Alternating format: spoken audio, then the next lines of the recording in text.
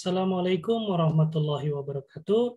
Para mahasiswa, saya di sini akan menjelaskan mengenai pengutipan dan daftar pustaka dalam penulisan karya tulis ilmiah.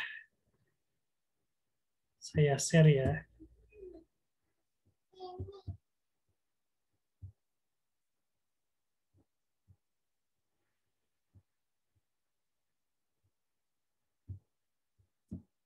Pengutipan dan daftar pustaka.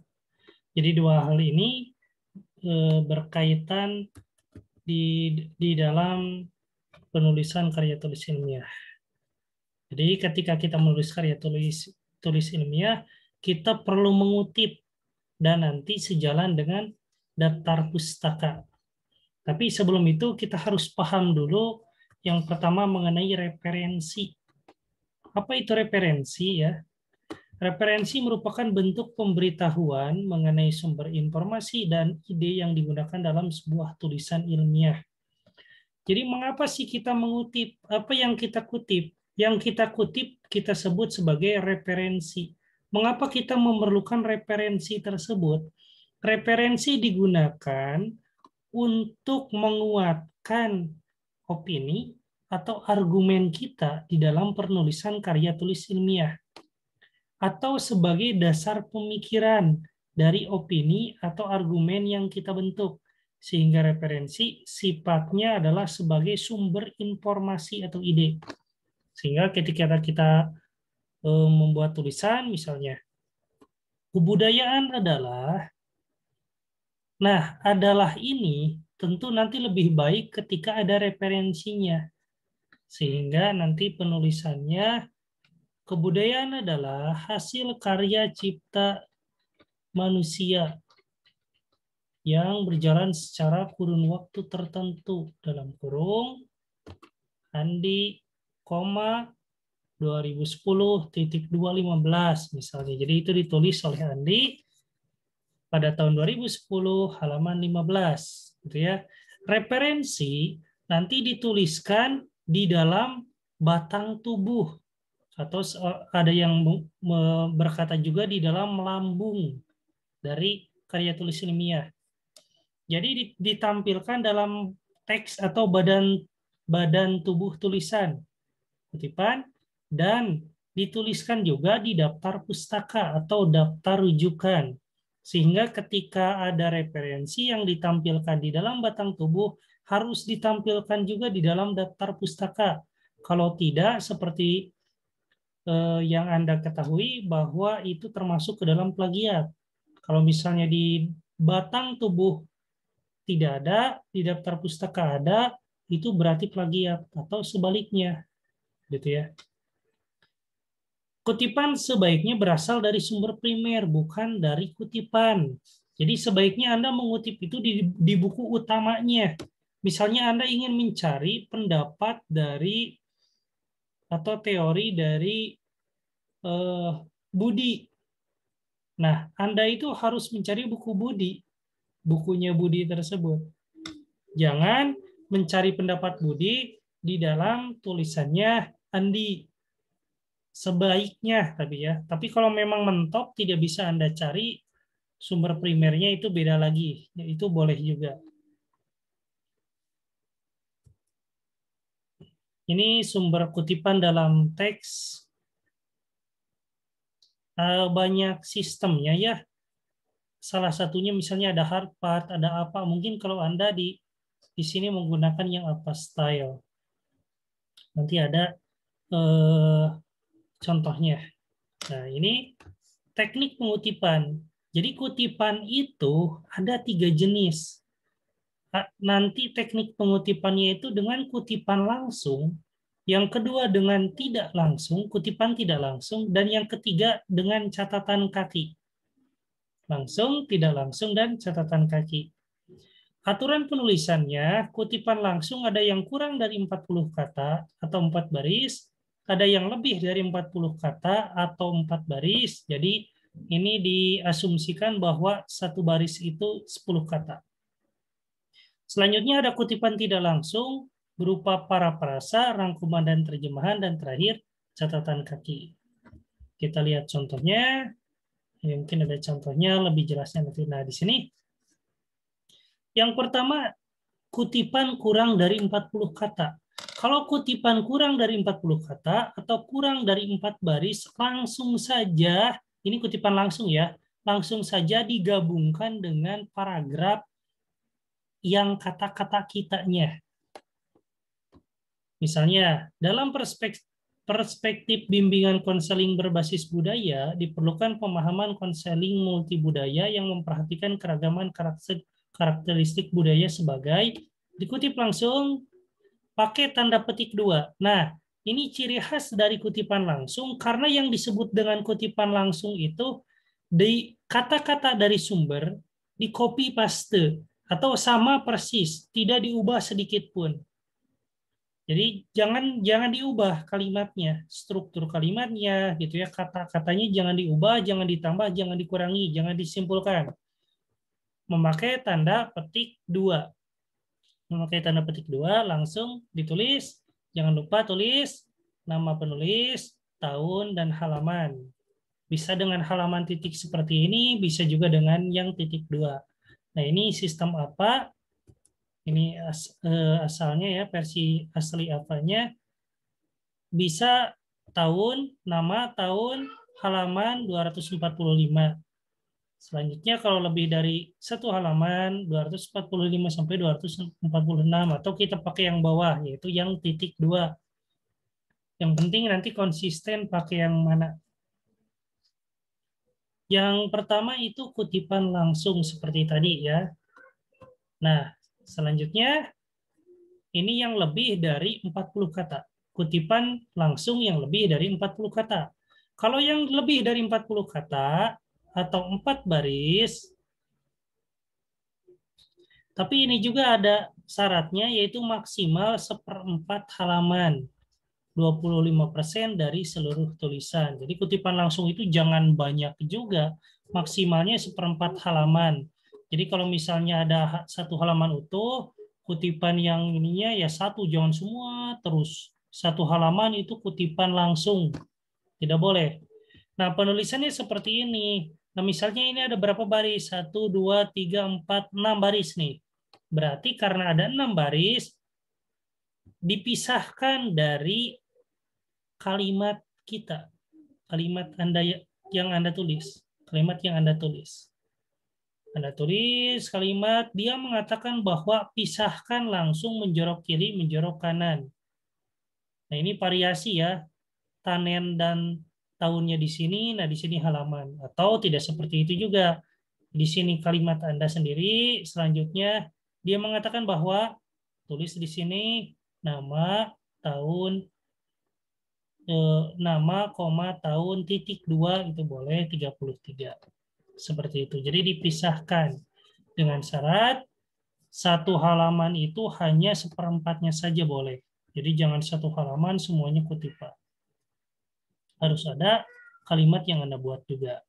Itu tadi kutipan langsung. Jadi ada yang kurang dari 40 kata atau 4 baris, ada yang lebih dari 40 kata atau 4 baris. Itu yang pertama. Jadi kutipan langsung adalah kutipan yang langsung dikutip dari sumber aslinya tanpa mengalami perubahan kata, perubahan kalimat. Jadi tidak perlu diubah-ubah, langsung saja. Nah, yang kedua, oh ini masih ada variasi penulisan sumber kutipan. Nanti bisa seperti ini nih variasinya. Selain halaman tadi dengan titik 2 ya. Tanen memandang apa? Terakhir halaman. Tanen tahun halaman menyatakan bla bla bla. Tanen menjelaskan bla bla bla tahun halaman. Jadi variasi bisa seperti ini. Tapi yang paling Anda harus perhatikan, jadi di dalam kutipan badan teks yang diperlukan itu nama, tahun dengan halaman. 3 hal itu, nama, tahun dengan halaman. Kata kerja operasionalnya bisa memandang, menyatakan, menjelaskan, memaparkan, dan lain-lain. Itu boleh. Kata kerja operasionalnya boleh apa saja. Atau misal seperti ini, di akhir semua itu boleh. Yang paling penting, nama, tahun, dengan halaman dicantumkan. Selanjutnya ada kutipan tidak langsung. Kalau tadi kutipan langsung dari sumber, kalimatnya tidak diubah sama sekali. Yang kurang dari 40 kata memakai tanda petik. Yang lebih dari 40 kata tidak memakai tanda petik, tetapi menjorok berbeda dari kalimat yang Anda buat. Selanjutnya ada kutipan tidak langsung. Kalau kutipan tidak langsung, dari buku, dari sumber, dari referensi diubah. Diubahnya dengan paraprasa, rangkuman atau ringkasan, dan terjemahan. Ada 3 hal ini. Jadi dengan paraprasa, rangkuman atau ringkasan, dan terjemahan. Contoh paraprasa. Nah, ini ada contoh paraprasa. Di kiri itu tulisan di sumber. Di kanan itu sudah diparaprasakan. Kita akan lihat kalimatnya. Salah satu penyakit yang mengintai warga seusai banjir adalah demam berdarah, dinyu, DBD. Genangan air bersih di musim hujan yang terjadi seusai banjir menjadi tempat produktif bagi perkembangan telur nyamuk Aedes aegypti. Hingga saat ini, vaksin DBD masih belum ditemukan. Pengendalian tempat bertelur nyamuk Aedes aegypti masih menjadi strategi utama menurunkan jumlah penyakit akibat virus dengue. Ini ada dari Kompas tahun 2013. Kita kutip. Berbeda kalimatnya. Wabah penyakit yang muncul pasca banjir adalah DBD. Sama maknanya, sama informasinya, tapi redaksi kalimatnya kita ubah. DBD berasal dari, sayangnya belum ada vaksin. Karena itu, terakhir Kompas 2013. Karena ini tidak ada halamannya, sehingga seperti itu. Tapi lebih baik lagi kalau ada halamannya juga. Nah, dari sumber, dengan yang kita kutip, kalimatnya berbeda. Tapi maknanya sama. Ini yang disebut paraprasa. Tidak perlu memakai tanda petik 2, karena ini paraprasa. Kutipan tidak langsung, sudah diubah.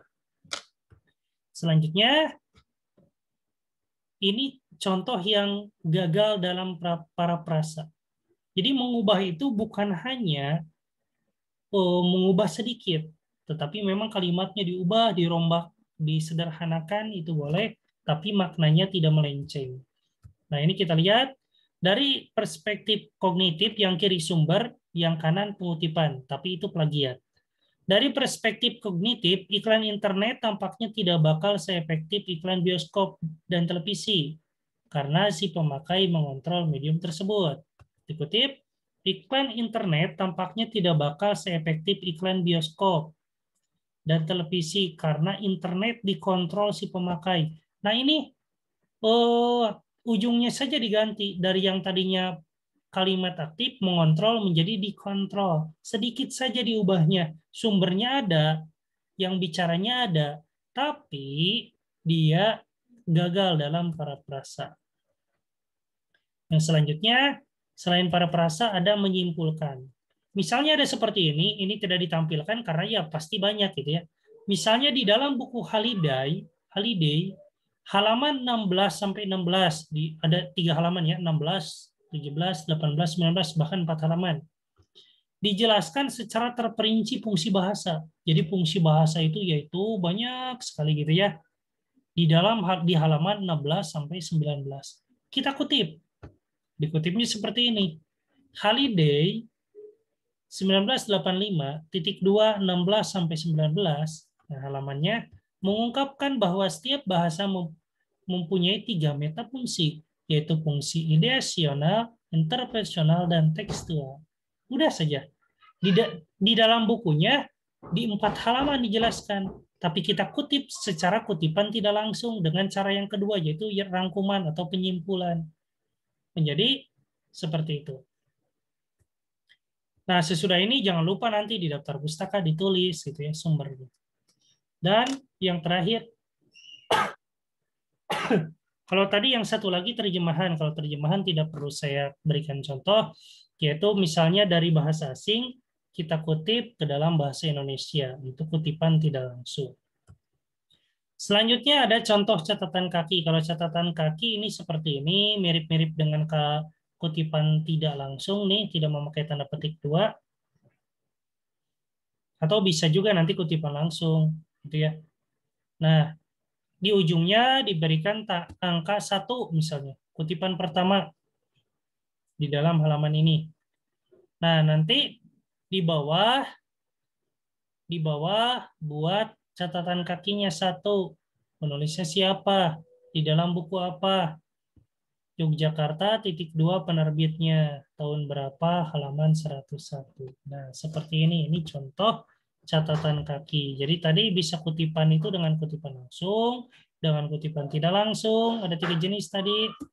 Kalau kutipan langsung ada aturannya, itu ada yang kurang dari 4 baris, selanjutnya ada yang lebih dari 4 baris. Selanjutnya ada kutipan tidak langsung, yaitu dengan paraprasa, dengan rangkuman, selanjutnya dengan terjemahan. Dan yang terakhir ini ada contoh catatan kaki. Nah, itu garis besar dari pengutipan. Nah, sesudah mengutip, Anda pun harus membuat daftar pustaka.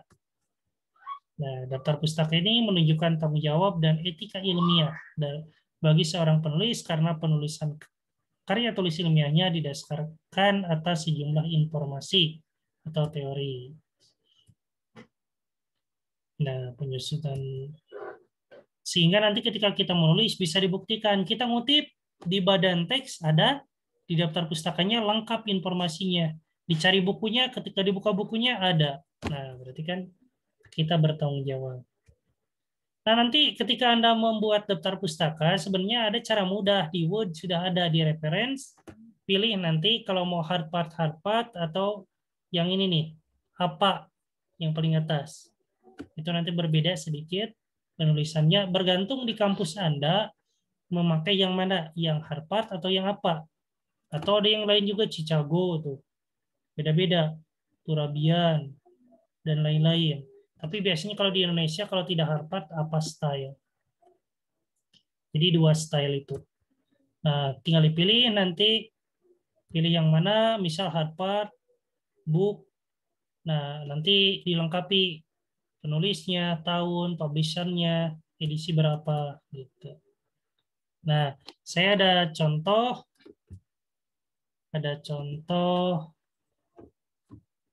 saya stop dulu share-nya. Saya ada beberapa penjelasan mengenai yang daftar pustaka ini dengan yang penulisan daftar pustaka. Nah, ini nanti penulisan daftar pustaka itu berbeda antara buku, jurnal, artikel, majalah, dan lain-lain, beda ya. Ini yang buku nih paling banyak di buku ini, nama dibalik, tahun, judul buku utama buku, judul buku dicetak miring, nanti bisa ditambah dengan edisi berapa jika ada, kota terbit, bisa dengan negara atau singkatan, tapi biasanya kota saja sih. (2) penerbit, contoh. Nah, ini nama, ini ada 2 orang kebetulan. 2016, cetak miring, kota, penerbit. Nah, ini beda-beda dengan buku dengan 1 hingga 5 pengarang. Ada juga aturannya. Buku dengan 6 pengarang langsung saja namanya dibalik et al.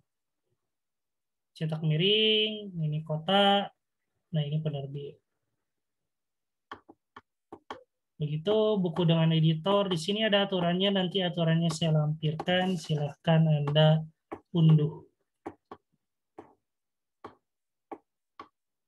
Ini proceeding ya, beda-beda, silahkan dibaca saja. Nah, ini jurnal, artikel dalam jurnal, nama, dibalik, tahun, selanjutnya judul tulisannya apa, tidak dicetak miring, yang dicetak miring nama jurnalnya. Cetak miring, nomor, dengan volume, dan halaman berapa tulisan tersebut. Nah, ini silahkan nanti dilihat. Artikel online ada, dan lain-lain. Ini lengkap. Itu barangkali sekian materi mengenai pengutipan dan daftar pustaka. Terima kasih perhatiannya. Assalamualaikum warahmatullahi wabarakatuh.